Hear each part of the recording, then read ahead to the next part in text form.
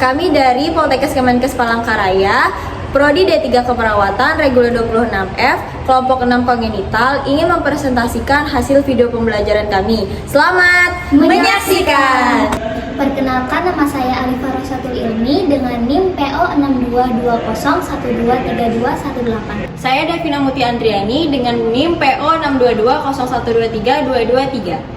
Saya Katrin Gensitia Floren dengan NIM PO 62201232235. Saya Maya Fitriani dengan NIM PO 62201123237. Saya Nursi Paisa dengan NIM PO 62201232242. Saya Rocky, NIM PO 6220123250. Kongenital atau kelainan bawaan adalah kondisi medis yang diturunkan pada saat atau sebelum kelahiran. Ada beberapa faktor yang dapat menyebabkan kelainan kongenital. Yang pertama ada faktor genetik. Faktor genetik ini dapat diturunkan oleh salah satu atau kedua orang tua. 2. Faktor lingkungan.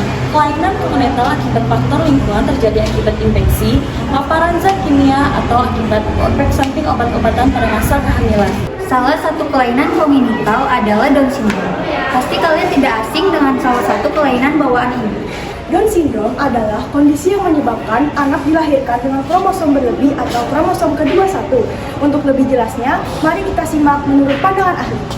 Pada 21 Maret setiap tahunnya dunia memperingati Hari Down Syndrome. Namun tahukah Anda mengenai Down Syndrome? Berikut penjelasan selengkapnya. Keberadaan penyandang Down Syndrome di tengah masyarakat atau keluarga bagi sebagian orang sebagai hal yang memalukan. Hal itu disebabkan ketidaktahuan masyarakat mengenai Down Syndrome. Down syndrome itu merupakan suatu kelainan kongenital multiple. Biasanya itu kelainan genetik yang disebabkan karena adanya kelainan kromosom. Jadi seperti kita ketahui pada manusia itu mempunyai 46 kromosom atau 22 pasang kromosom dan 1 pasang kromosom pembawa jenis kelamin. Biasanya memang kebanyakan itu karena ada masalah pada kromosom yang nomor 21, walaupun ada bentuk-bentuk lain seperti misalnya bentuk yang kromosomnya menjadi mosaik. Walaupun Down syndrome tidak dapat disembuhkan, akan tetapi penderitanya harus tetap diobati agar penderitanya tetap bisa menjalankan kehidupan secara mandiri dalam kesehariannya. Pengobatan yang bisa dilakukan yaitu fisioterapi, terapi bicara, terapi perilaku, dan terapi okupasi. Kalian pasti tahu, anak Down syndrome memiliki wajah yang khas, walaupun berada di ras yang berbeda, semuanya memiliki karakteristik yang sama. Mengapa demikian? Di dunia ini ada orang-orang yang mukanya mirip meskipun bukan kembar. Dan bukan mereka. Ya, orang-orang yang ngalamin sindrom satu ini. Tapi kenapa bisa kayak gitu?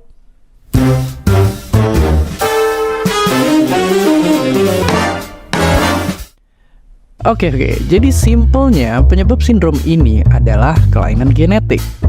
Jadi, gini, di dalam sel kita itu ada yang namanya komodo kromosom. Terima kasih Google Translate. Ya, dia itu tuh sebenarnya struktur kayak benang yang nyimpen semua informasi tentang tubuh kita. Manusia itu biasanya punya 23 pasang kromosom, tapi orang dengan sindrom Down punya 1 kromosom lebih. Lebih aneh ini berdampak ke pertumbuhan tengkorak yang bikin mereka punya bentuk wajah yang khas. Dan gak cuma tengkorak, pertumbuhan organ tubuh orang-orang dengan sindrom ini juga terpengaruh, bikin tubuh mereka lebih rentan kena penyakit-penyakit ini. Beberapa orang bisa sampai kesulitan buat belajar dan mikirin hal-hal kompleks.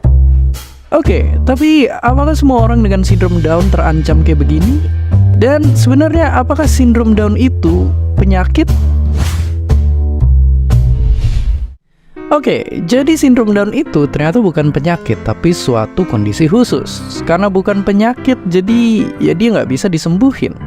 Pengobatan yang ada sekarang itu sebatas ngatasin dampak-dampaknya aja, bukan beneran ngilangin sindromnya. Dan sebenarnya risiko-risiko tadi juga nggak berlaku buat semua orang-orang dengan sindrom ini. Bahkan mereka masih bisa banget hidup normal. Misalnya gadis yang satu ini, yang belajar di sekolah biasa, bisa main sama teman-teman, bikin puisi, bahkan naik kuda. Dia cuma butuh dikasih tutor tambahan buat 2 pelajaran ini aja. Tapi ya 2 pelajaran ini sih emang banyak dari kita juga sering kesusahan. Oke, tapi meskipun dia bukan penyakit, bisakah sindrom ini dihilangkan? Ternyata di masa depan pengeditan gen pakai sesuatu yang namanya ribet ini bisa ngilangin lebihan kromosom penyebab sindrom Down dan akhirnya bisa ngilangin kondisi ini seutuhnya. Dan sebenarnya ada suatu negara yang udah dalam tanda kutip sukses nurunin angka sindrom ini, yaitu Islandia.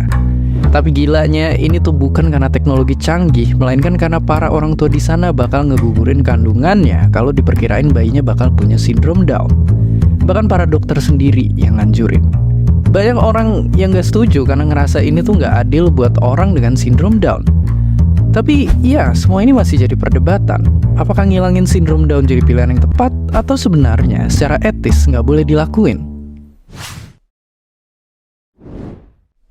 Oke, ini adalah topik yang berat dan mungkin kalian sendiri juga punya pendapat beda-beda. Tapi yang jelas, sindrom ini tuh bukan penyakit yang bikin seseorang jadi kurang dari seharusnya.